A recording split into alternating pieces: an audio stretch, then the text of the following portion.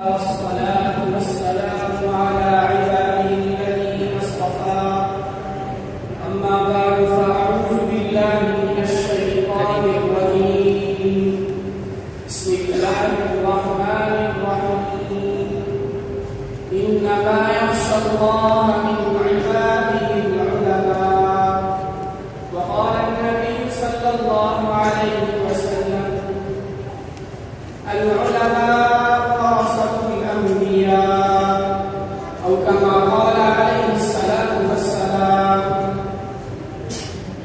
यही है जिनके सोने को फजीलत है इबादत पर, यही है जिनके सोने को फजीलत है इबादत पर, इन्हीं की इत्तिका पर नाज करती है मुसलमानी, इन्हीं की शान को ज़ेबा नबुवत की विरासत है, इन्हीं की शान को ज़ेबा नबुवत की विरासत है, इन्हीं का काम है दीनी मरासिम की निगहबानी।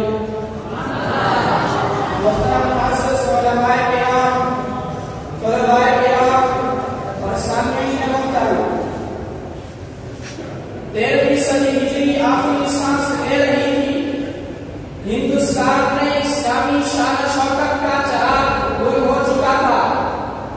दिल्ली का तख्त इस्लामी इक़्तिदार से खाली हो चुका था। इस्लाम को जड़ से उखाड़ने का फैसला किया जा चुका था। गुलशन इस्लाम में फिजा का दौर दौरा था। फरंगियत अपने कदम जमा रही थी और हिंदुस्तान भी इसमें की तारीख दोहराने को था। चंद नफूस कुदसिया ने इस खरश और पड़क को महसूस किया। उलूम-ए नबुव्वत और गुलशन इस्लाम को उजड़ने से बचाने का अज़्म करते हुए 15 मुहर्रम अल-हराम 1283 हिजरी को दारुल उलूम देवबंद की बुनियाद रखी। ये सिर्फ एक मदरसे का क़याम न था, बल्कि मिल्लत-ए-कुफ़रिया के उन तमाम नापाक अज़ाइम को खाक में मिलाने का फैसला था जिनके बलबूते पर दर हकीकत को पूरी उम्मत मुस्लिमा का पारा पारा करना चाहते थे।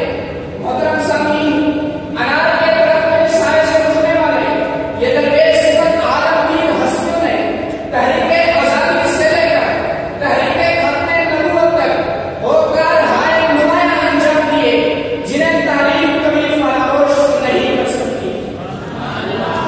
अंबाला हो या शांति का मैदान, उलमाए देवबंद दुश्मन का पूरी जुर्रत से मुकाबला करते नजर आते हैं और इसी गुलशन के नीचे उलूम-ए नबुव्वत की खुशबू से अफसुदा रूहों को पैदा करते नजर आते हैं।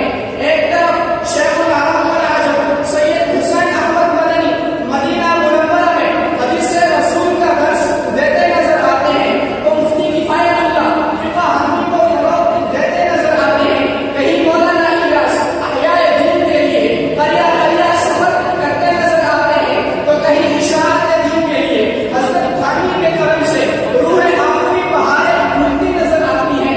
मैं नजर दौड़ाकर देखता हूँ तो सैयद अनवर शाह कश्मीरी हदीस रसूल का दर्स देते नजर आते हैं। मैं नजर हटाकर देखता हूँ तो अमीर शरीयत सैयद अताउल्लाह शाह बुखारी अपने नाना की नबुव्वत की हिफाजत करते नजर आते हैं। मोहतरम सामीन, उलमाए देवबंद ने इशाअत दीन, तबलीग दीन, बक़ाए दीन और इस्लाह व तसव्वुफ़ के लिए वो कुर्बानियां पेश की हैं जो कभी भुलाई नहीं जा सकती। जरा